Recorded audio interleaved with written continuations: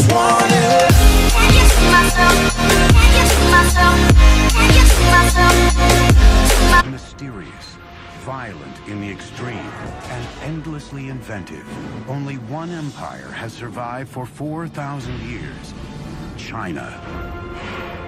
All-powerful emperors mobilized immense peasant armies for feats of engineering unparalleled in human history. A gilded tomb with rivers of flowing mercury.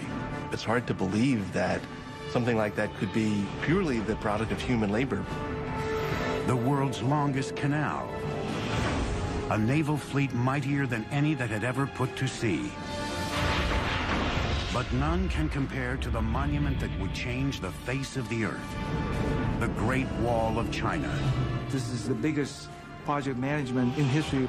And yet, dynasty after dynasty, consumed by vanity and greed, would be toppled from power when the people rose up and oppression turned to destruction.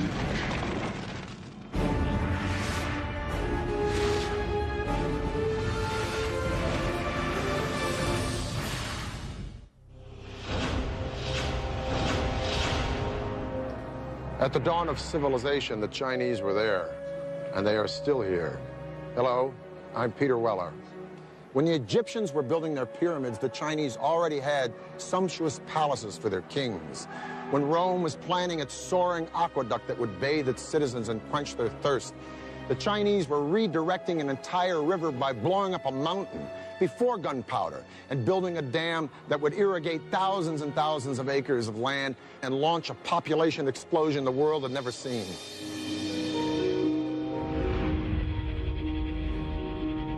4,000 years ago, Chinese civilization rose and spread across a vast area, 1/3 larger than the United States. But for centuries, China was in turmoil. Separate kingdoms battled for power and control. Conflict and combat ravaged the land. China was, as we think of it today, more or less, was made up of a number of states, all of which were fighting with one another for supremacy. The period was called the Warring States. By the 3rd century BC, one kingdom emerged as the most powerful and the most ruthless. A western province home to a hostile, warlike people. They were ambitious, forbidding, and determined to conquer and unite all 7 kingdoms. They were called the Qin. Their unification of this vast land would create an empire like no other the world has ever seen. The Qin prospered in a region that was fertile and flat, with access to prime trading routes like the famed Silk Road, connecting them to the farthest reaches of China and beyond. Over time, the Qin developed 2 critical military advantages over the other kingdoms. From neighboring nomads and barbarians, the Qin mastered horsemanship. Simultaneously, they also changed strategy for waging war. Until now, wars had been fought by small platoons of nobles riding in chariots. But the recent discovery of new metal forging technologies led to mass production of weapons and the rise of a new type of warrior, the foot soldier. It was a time when the use of iron became much more widespread. So just at the same time as infantry armies, which tended to be much larger, came in, so it was possible to make more weapons. With this tactical breakthrough, the Qin launched an offensive to conquer all of China. As one kingdom after another fell, the Qin faced a new challenge: how to quickly produce enough food to fuel their now massive army. That responsibility fell to one man. His name was Li Bing, a Qin official who was one of the greatest hydraulic engineers of all time.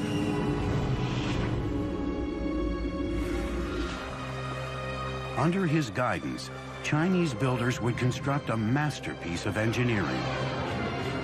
For centuries, the Min River had tormented the Chinese people, causing winter droughts and summer floods. Now Li Bing was determined to harness its raging waters. The centerpiece of his plan was a levee that would create a whole new waterway, a channel to control flooding, as well as to provide a water supply for desperately needed food production. But Li Bing had an enormous problem. Mount Jiang, standing directly in the path of his irrigation channel. He couldn't move the mountain, so he decided to carve a path for his new waterway straight through it. Long before the invention of gunpowder, it would have taken decades to cut a path through the mountain by manual labor using only hammers and drills. The Qing military demanded more immediate results, forcing Li Bing to devise a bold new technology. He'd let the forces of nature do the heavy lifting for him. First, heating the rocks through controlled fires, then dousing them with cold water. This caused the boulders to crack into small pieces that could be carted away. 8 years after he started, Li Bing had blasted an irrigation channel straight through the mountain. Now he had to construct the enormous levee that would divert the waters of the Min into the new irrigation channel. Thousands of workers were brought to the site, working with nothing but muscle and chisels, carving out the earth. Remarkably, Li Bing designed a levee that could regulate the raging waters of the Min according to the season. In summer, more water could be driven to the irrigation channel to prevent flooding along the river. In winter, the proportions were reversed, directing more water into the river to avoid drought. By irrigating a vast stretch of Qing territory, Li Bing's levee triggered a massive population boom, and the military had a new base to launch attacks into enemy territory.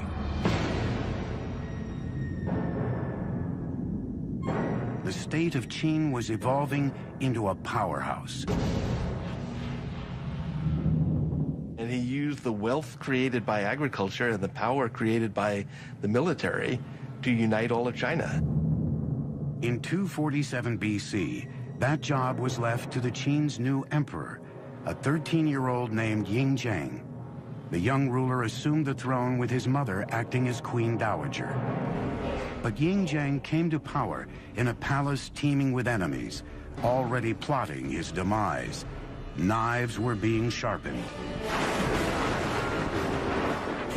At the top of the list of those who wanted him dead was his own mother. She now had a lover and 2 new sons she wanted on the throne. At the age of 22, Ying Zhang discovered her plot to have him killed. He had his mother banished and his stepbrothers and her lover killed. His authority was now absolute. With his throne secured, Ying Zhang sent his armies out to finish the job of unifying all of China. Only one kingdom stood in the way. They were called the Chu.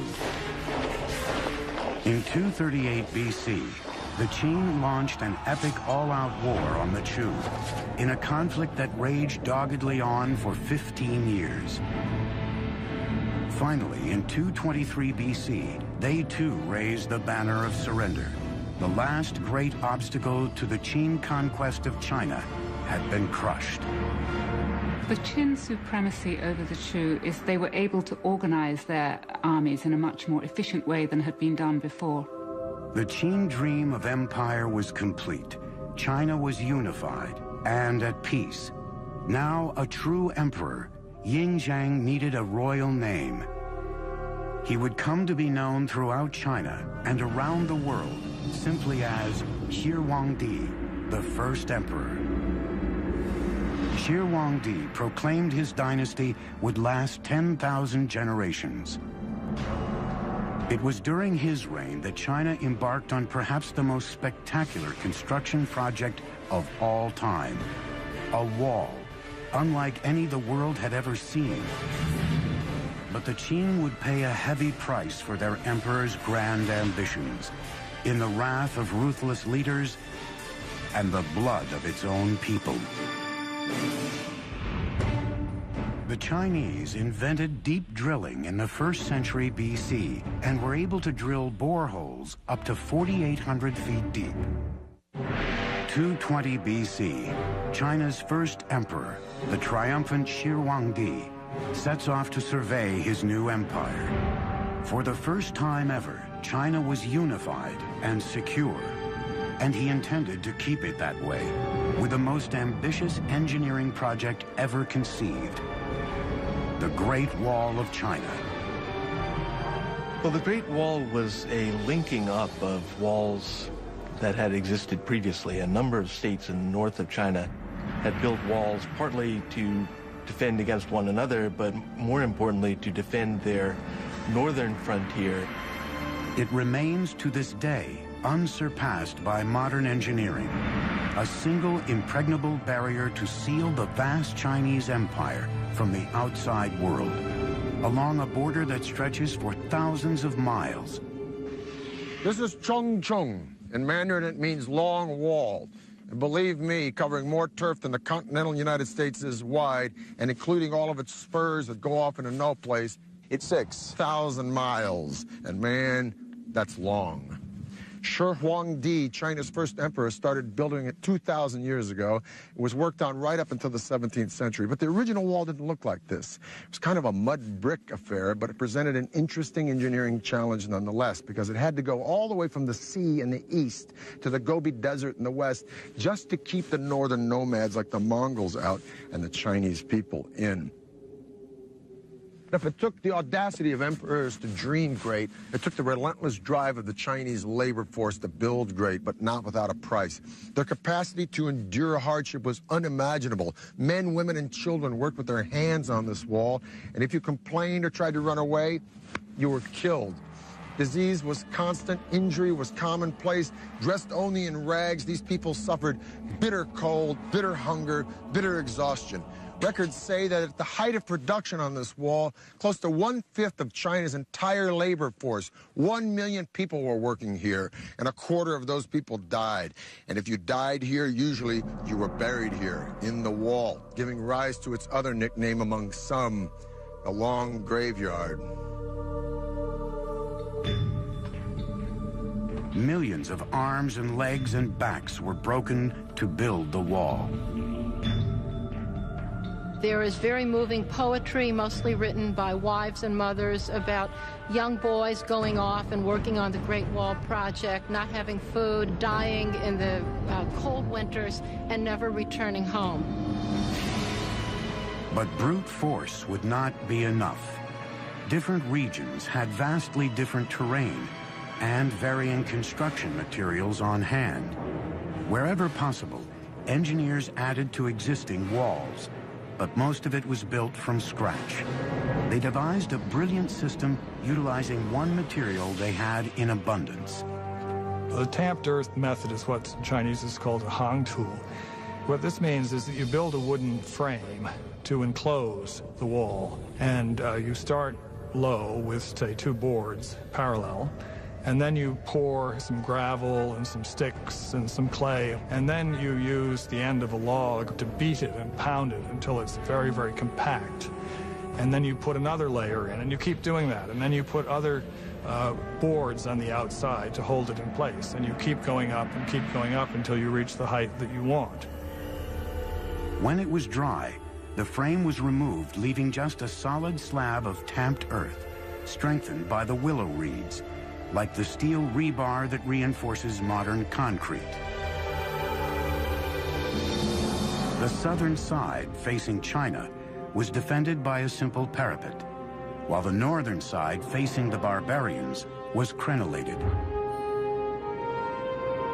There was a guard tower every 700 to 1,000 yards. A paved road ran along the top of the wall for troops and even wagons, making it an efficient communications route, especially for the soldiers stationed at each tower.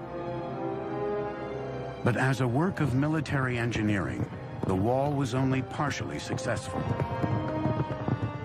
Wall exists to be defended.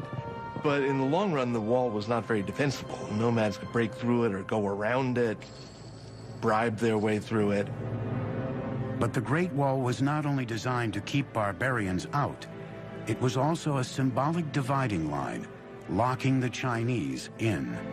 The Great Wall, in a sense, is a cultural marker as much as it is a military fortification. It's the way of the Chinese saying to the nomads, you stay out there and raise horses and sheep, and we'll stay in here and grow grain. By 210 BC, the Great Wall had stretched over 3,000 miles, leaving an indelible mark on China's harsh terrain. But resentment was swelling into a rage against Shi Huangdi. Many in his kingdom felt the colossal barrier was not worth the toll it inflicted on the Chinese people. Once again, his enemies were plotting against him. Shi Huangdi's final years were marked by what I think is reasonable to call paranoia. But as the old joke says, just because you're paranoid doesn't mean people aren't out to get you.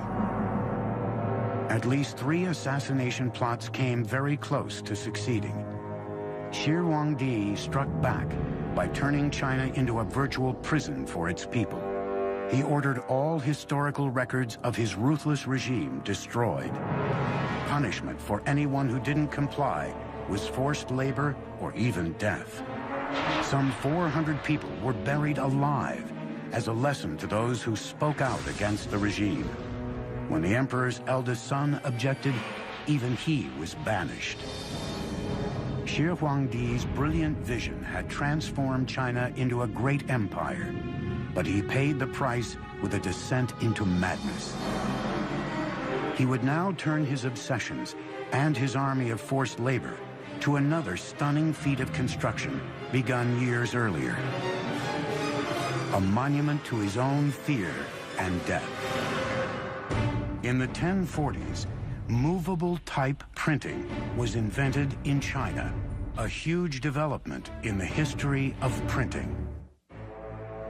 By 220 BC, Qin Emperor Shi Huangdi has united China for the first time. On the northern border, millions are toiling and dying, laying the foundation for China's signature engineering triumph. The 3,000-mile-long Great Wall. But the first emperor wasn't done. Even as he fought against other Chinese kingdoms and his own demons, Shi Huangdi began to garrison nearly 700,000 men near his capital in central China to build the most personal of all his engineering projects, an epic tomb he had begun planning at the age of 13. This was a monumental project that required the labor of thousands and thousands of people over a very long time. It was, by design, the biggest and best tomb that China had ever known. In 1974, farmers digging a well came face to face with an ancient Chinese warrior. The mysterious terracotta skull would prove the gateway to one of the greatest archaeological discoveries of all time. The mound is huge. The mound was always known to be the tomb mound of the first emperor. What was a total surprise was the army of terracotta warriors about a kilometer to the east of the tomb, who presumably were guarding the approach to the tomb itself. Season after season of excavation since the 1970s has yielded more than 5 large pits. The individualized faces and drapery and armor suggest that each one of these warriors was molded from the life from an individual, separate human being. The precision and detail in the sculpting, the firing of the clay are unmatched today. These warriors are a colossal achievement, and some believe the greatest archaeological find of the 20th century. But they are only the tip of the iceberg, because this ghost army only served as a guard detail for an engineering feat as fantastic as the world has ever known, the opulent tomb of Shi Huangdi. Each statue stands between 5 feet 8 inches and 6 feet 2 inches tall, giants for the time. Some weighed up to 600 pounds. But it was the terracotta itself that sent shockwaves through the teams excavating the site. The clay had a hardness beyond anything they'd ever seen before, indicating that Shir Huangdi's artisans had developed a revolutionary new technology, blast furnace kilns that fired the statues at temperatures up to 2,000 degrees Fahrenheit. Archaeologists eventually uncovered 3 massive pits filled with the terracotta army guarding the first emperor's tomb. One pit alone contains over 6,000 life-size warriors and horses in battle formation. In a second pit, 1,300 of Shir Huangdi's elite military forces, including archers, chariots, and cavalry, were discovered. While the third pit, with 68 figures and 1 chariot, was the command center of the entire army, headquarters for the defense of Shir Huangdi's empire, even in death. The military armor is fairly specific. We can tell that the armor used was lacquered leather. We can see that people had cleats on the bottom of their boots to help them run in the mud. We can see the kinds of caps people wore and associate them with rank. 30-foot walls divided the massive complex, which stretches out for 7,000 yards into 3 parts, the outer city and inner city, and then the mausoleum itself. During construction of the tomb, an army of workers excavated a gigantic terraced pit measuring about 1,600 feet by 1,700 feet, equal to 580 basketball courts. When the sprawling tomb complex was complete, it was topped with a terraced mountain of earth, nearly 400 feet tall. At the time, it may have been nearly as large as the Great Pyramid of Giza in Egypt. But over 2,000 years, weather has worn down the original man-made mountain to about 250 feet. It's hard to believe that something like that could be purely the product of human labor, but it is. That mound was put there, basket full of earth after basket full of earth, to cover what we assume is an entire underground city dedicated to the afterlife of the first emperor. Shir Huangdi's tomb is definitely the expression of a guy who wanted his empire to blow away everything the world had ever known. The ceiling is said to be a night sky studded with constellations made out of pearl. The floor, an entire recreation of his empire in miniature with pavilions and pagodas by a flowing river of mercury. The king himself laid out in gold and jade in a bronze coffin floating on a pool of mercury. Now, all this is pretty fantastic and mind-blowing, but is it true? Well, scientific tests have proven mercury levels 100 times the norm around the mountain, and ground-penetrating radars detected a room inside the mountain 33 feet high. So the emperor's tomb may be all it's cranked up to be, but we're going to have to wait to find out, because the Chinese government has decided not to excavate the place until they have the technology to preserve what's inside. And even then, once they go in, it may be a very treacherous dig.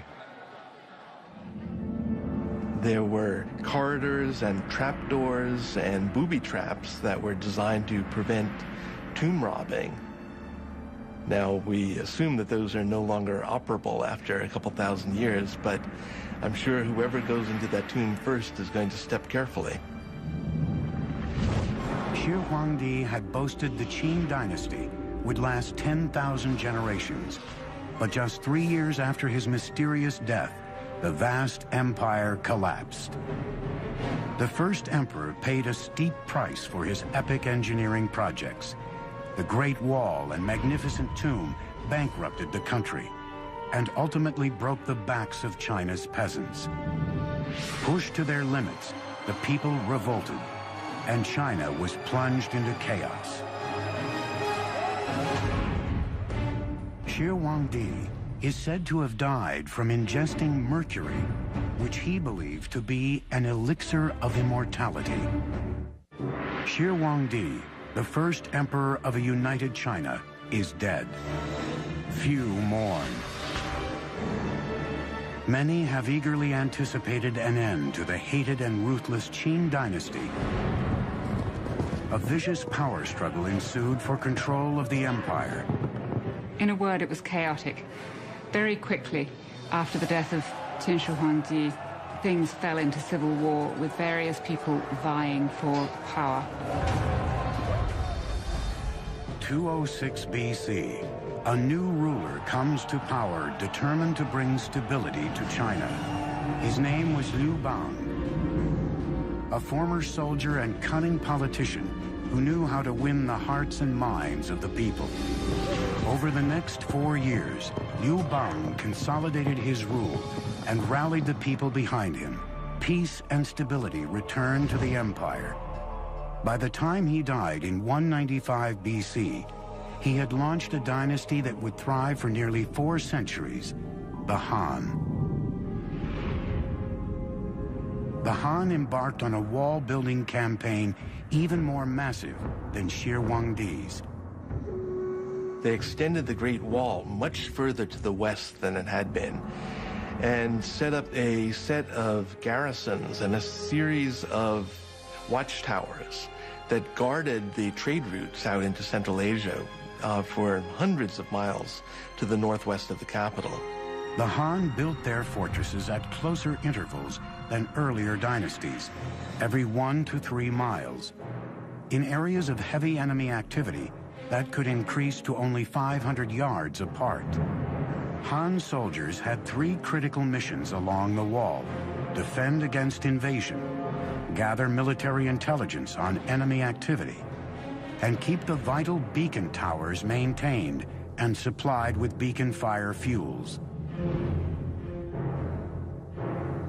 Han Dynasty signal towers incorporated several sorts of alarms. Flags and smoke were only used in the daytime. Torches were only used at night. Bigger bonfires and drums were used at any time.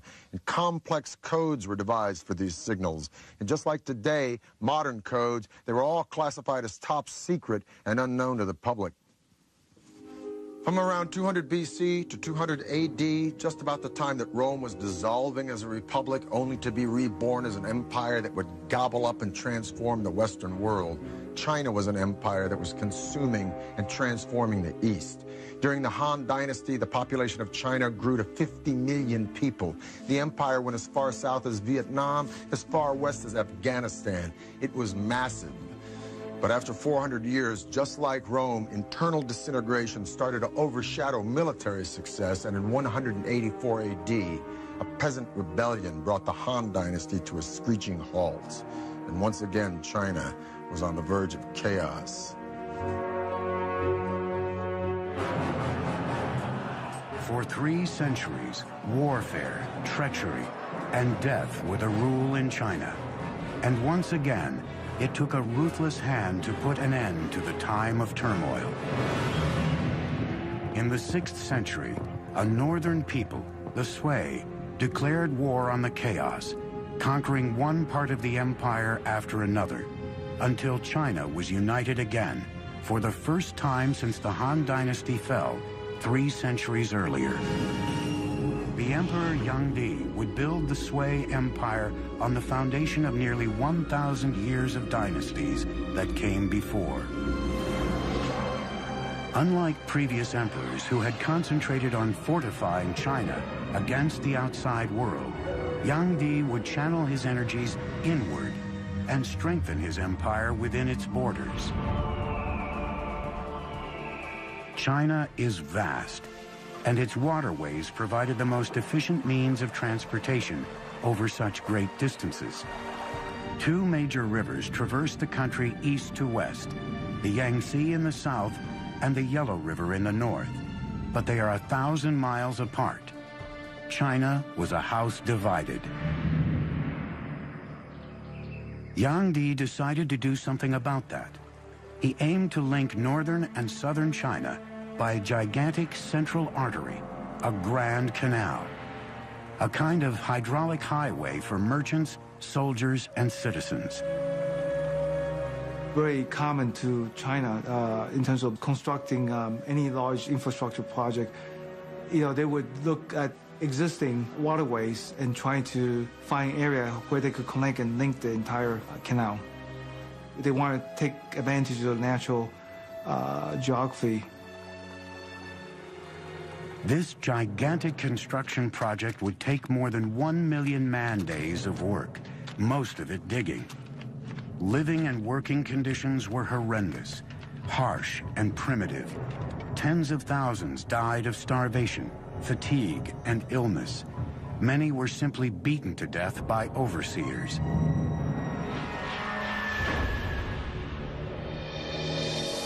More than 24 locks were needed to create a massive network of channels.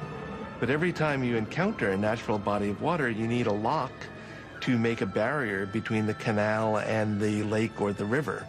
When you go up any significant grade, you have to have locks to raise the water and the boats with it to get over any rise in the terrain. It took 5 million workers over 6 years to build the Grand Canal.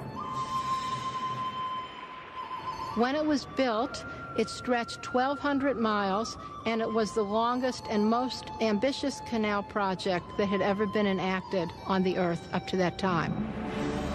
By connecting the Yellow River with the Yangtze, the Grand Canal could now transport goods up to 45 miles a day. Major cities along the canal grew into silk, porcelain, and cotton centers. Merchants and artisans supplied manufactured goods to opening markets throughout the entire country. Economically speaking, it made interregional trade much easier, as well as providing work for a lot of people building it, maintaining it, working on it, transporting goods and people up and down it. Like the Nile in Egypt, it integrated the North and the South, strengthening the foundations of a unified empire. Well, the canal was a tremendous generator of wealth. There was opportunity for poets to travel, for painters to wander and begin painting landscapes. So it really was an engine of cultural development, not just along its own route, but with influence far beyond its own confines. With his engineering feat completed, Emperor Yangdi decided it was time for a victory tour down the Grand Canal. It was a garish spectacle, with an entourage of thousands, traveling in opulence that bordered on the obscene.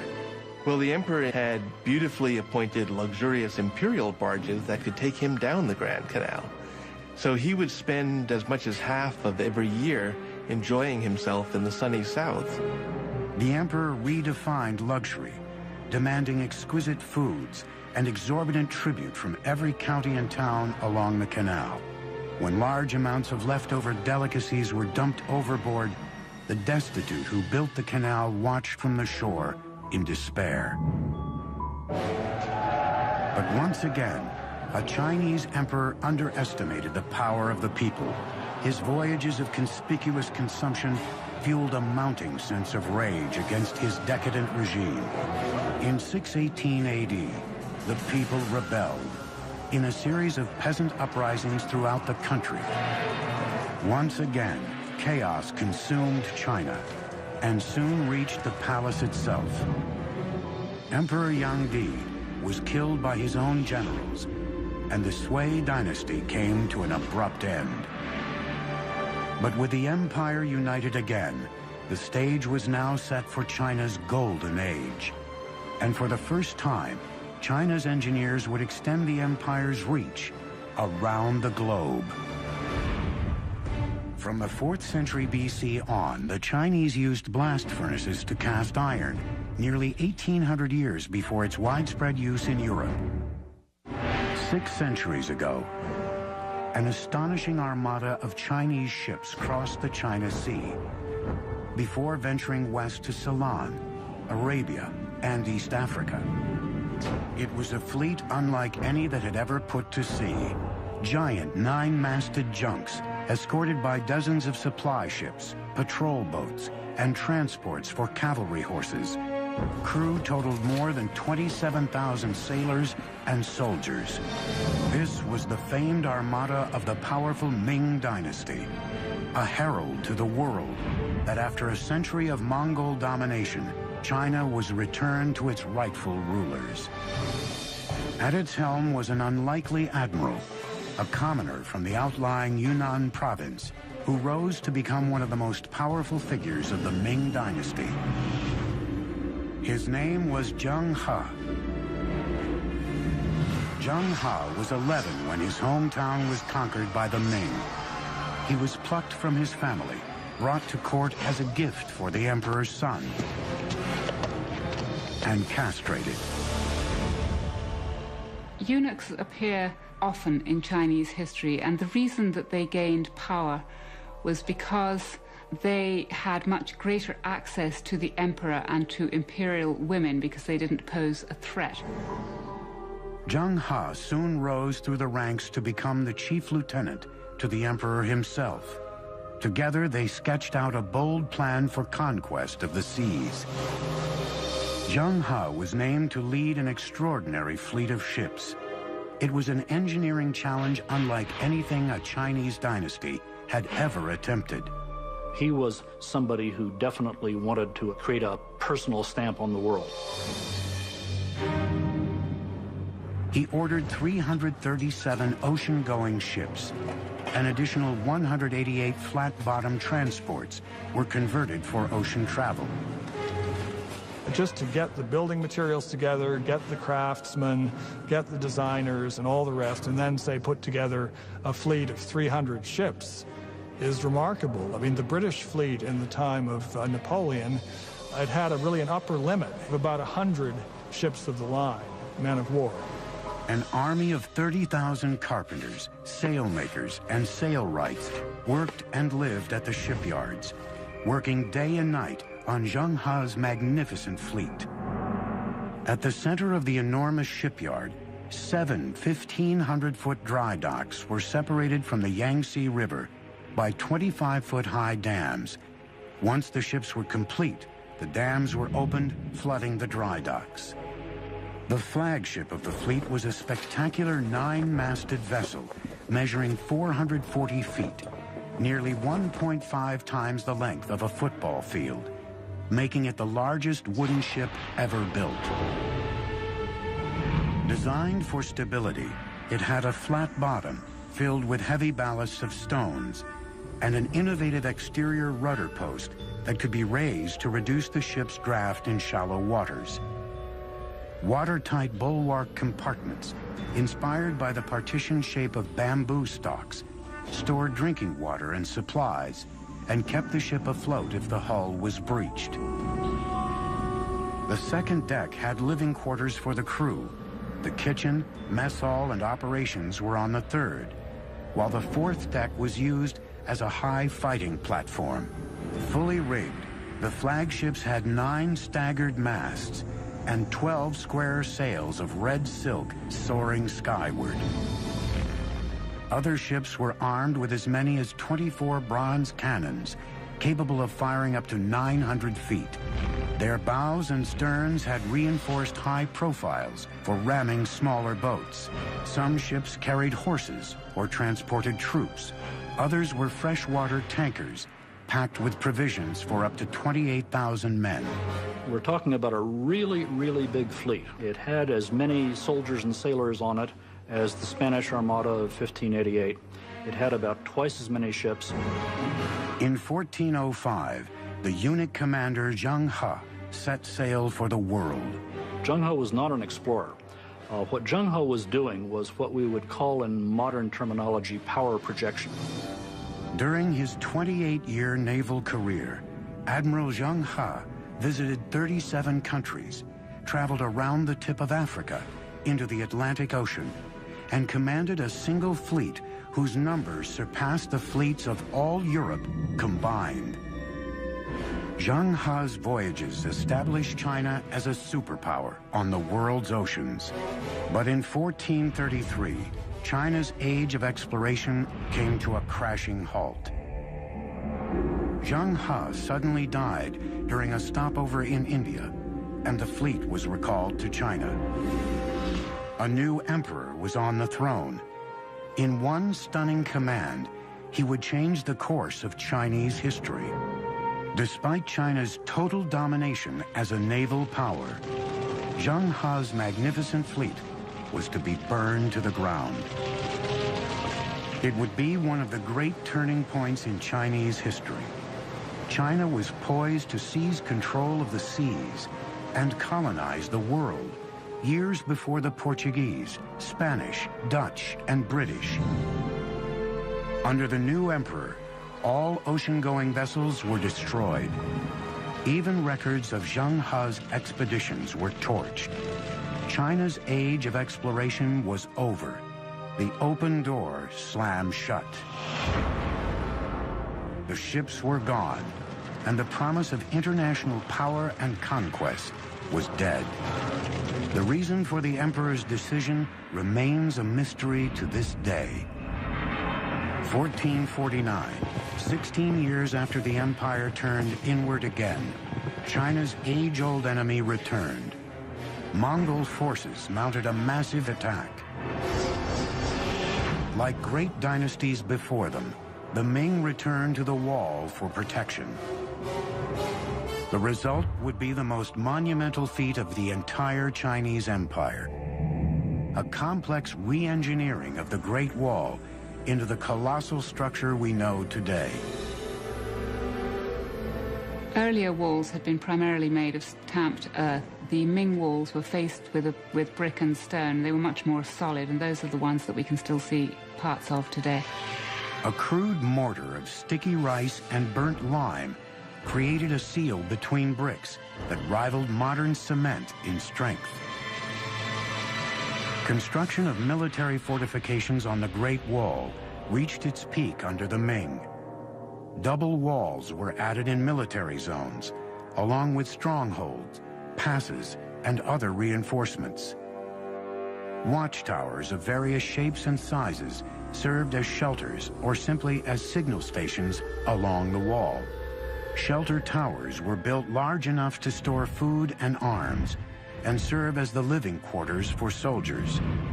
A staircase from the interior led up to the top of the tower, with small holes on each side of the wall for lookouts. The overall defenses were enhanced with a variety of features, including artillery. The Chinese have a clear superiority over the Mongols in gunpowder weapons. And as long as the Ming Dynasty could maintain a cohesive enough army along the Great Wall, they were capable of resisting individual Mongol attacks. By the end of the Ming Dynasty, over 6,000 miles of wall, including its many loops and digressions, sprawled across northern China. For a century and a half, the wall stood firm, but by 1600, the dynasty behind it was crumbling, and a foreign tribe known as the Manchu were gathering strength on China's northern border. On May 26, 1644, Beijing finally fell to Manchu forces. It would take the Chinese more than 250 years to overthrow the invaders from the north. But when they did, a new Chinese kingdom emerged, like none before it, Communist China.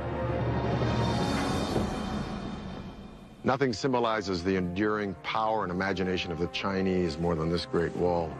Of all of the civilizations that have reached the glorious heights of empire, only one has avoided the inevitable oblivion that follows.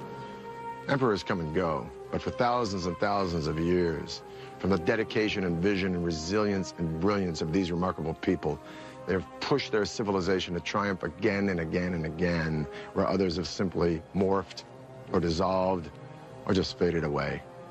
At the dawn of humanity, the Chinese were here, and they are still here.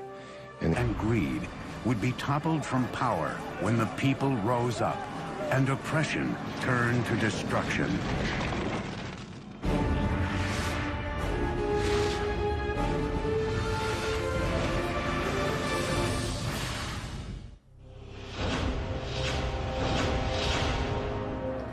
At the dawn of civilization, the Chinese were there, and they are still here.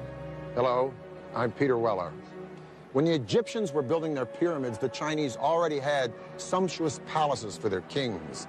When Rome was planning its soaring aqueduct that would bathe its citizens and quench their thirst, the Chinese were redirecting an entire river by blowing up a mountain before gunpowder and building a dam that would irrigate thousands and thousands of acres of land and launch a population explosion the world had never seen.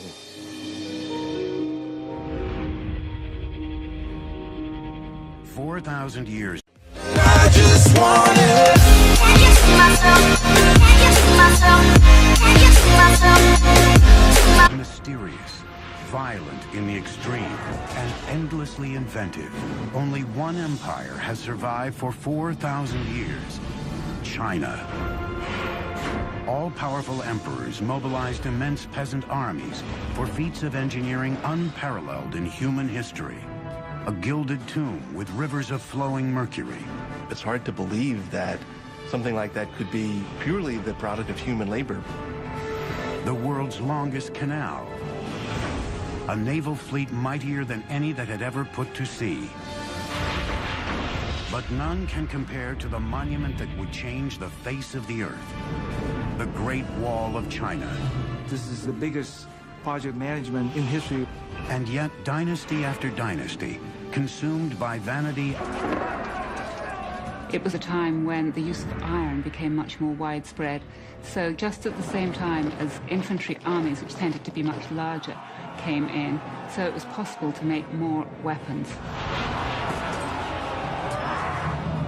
With this tactical breakthrough, the Qing launched an offensive to conquer all of China. As one kingdom after another fell, the Qing faced a new challenge: how to quickly produce enough food to fuel their now massive army. That responsibility fell to one man. His name was Li Bing, a Qing official who was one of the greatest hydraulic engineers of all time.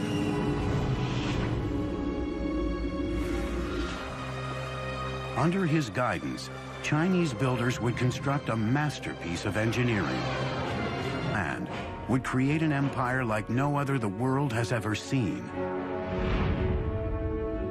The Qing prospered in a region that was fertile and flat, with access to prime trading routes like the famed Silk Road, connecting them to the farthest reaches of China and beyond. Over time, the Qing developed two critical military advantages over the other kingdoms. From neighboring nomads and barbarians, the Qing mastered horsemanship. Simultaneously, they also changed strategy for waging war. Until now, wars had been fought by small platoons of nobles riding in chariots. But the recent discovery of new metal forging technologies led to mass production of weapons and the rise of a new type of warrior, the foot soldier. Years ago, Chinese civilization rose and spread across a vast area, 1/3 larger than the United States. But for centuries, China was in turmoil. Separate kingdoms battled for power and control. Conflict and combat ravaged the land. China was, as we think of it today, more or less, was made up of a number of states, all of which were fighting with one another for supremacy. The period was called the Warring States.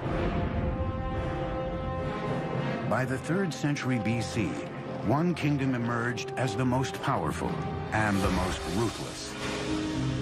A western province, home to a hostile, warlike people. They were ambitious, forbidding, and determined to conquer and unite all 7 kingdoms. They were called the Qin.